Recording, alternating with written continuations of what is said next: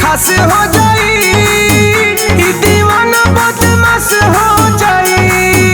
हमरा सिवा कोई खास हो जाई, दीवाना बदमाश हो जाई। जदी दिल टूटी डोली ना तोहार उठी, एगो नया इतिहास हो जाई।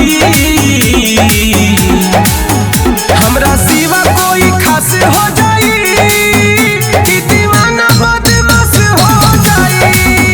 हमरा सिवा कोई खास हो जाई, दीवाना बदमाश हो जाई।